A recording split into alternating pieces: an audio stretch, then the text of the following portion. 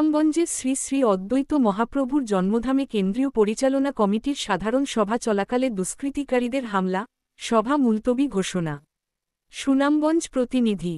সুনামগঞ্জের সীমান্তবর্তী তাহিরপুর উপজেলার জাদুকাটা নদী ঘেঁষা শ্রী শ্রী অদ্বৈত মহাপ্রভুর জন্মধাম পোনাতীর্থ কেন্দ্রীয় পরিচালনা কমিটির সাধারণ সভায় নেতৃবৃন্দের সাথে কমিটির কার্যক্রম চলাকালে কতিপয় কিছু দুষ্কৃতিকারীরা বাকবিতণ্ডার এক পর্যায়ে হট্টগোল করে অতিথিদের উপর মারপিটের ঘটনার কারণে অনির্দিষ্টকালের জন্য কমিটির কার্যক্রম স্থগিত করা হয়েছে। আজ শনিবার সকালে শ্রী শ্রী অদ্বৈত মহাপ্রভুর জন্মধাম পোনাতীর্থ কেন্দ্রীয় পরিচালনা কমিটির উদ্যোগে অদ্বৈত মহাপ্রভুর জন্মধাম মন্দির প্রাঙ্গণে এই সাধারণ সভা অনুষ্ঠিত হয়। এতে জেলার ১২টি উপজেলার শত শত সনাতনের ধর্মের অনুসারীরা সভায় উপস্থিত ছিলেন।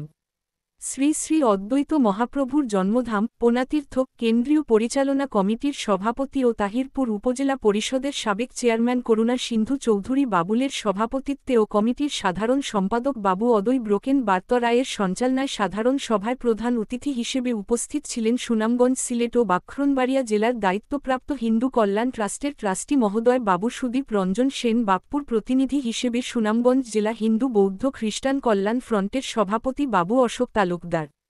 সভায় আরও উপস্থিত ছিলেন বিপ্লব কুমার তালুকদার, জেলা হিন্দু বৌদ্ধ খ্রিস্টান কল্যাণ ফ্রন্টের যুগ্ম আহ্বায়ক শঙ্কর কুমার দাস, রাজন তালুকদার, রমাকান্ত দাস, সদস্য রামকৃষ্ণ তালুকদার সবুজ, পশ্চিম পাগলা ইউপি সদস্য রণবগীত সূত্রধর, দেবেশ রায়, রিন্টু রায়, টিটু রঞ্জন তালুকদার, চপল দাস, রানা তালুকদার, নিলয় চক্রবর্তী ও সুরগীত চৌধুরী টপ্পা, শিক্ষক বিপ্লব কুমার দাস ও রঞ্জন তালুকদার প্রমুখ।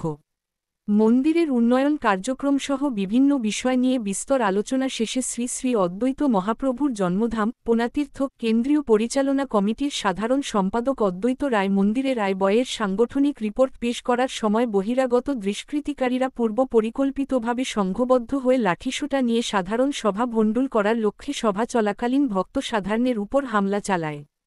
পরে উপস্থিত পুলিশ সদস্যরা পরিস্থিতি নিয়ন্ত্রণে আনার চেষ্টা করার পর আবারও সাধারণ সভা চলার কিছু সময় বর্তমান কমিটির মেয়াদ আরও ১ বছর থাকার পরও কমিটি বাতিল করে নতুন কমিটি করার অজুহাতে দুষ্কৃতিকারীরা বাকবিতণ্ডায় জড়িয়ে পড়েন। এতে আইন শৃঙ্খলা পরিস্থিতির অবনতি হওয়ার আশঙ্কায় কমিটির সভাপতি ও তাহিরপুর উপজেলা পরিষদের সাবেক চেয়ারম্যান করুণা সিন্ধু চৌধুরী বাবুল সাধারণ সভা অনির্দিষ্টকালের জন্য মুলতবি ঘোষণা করেন।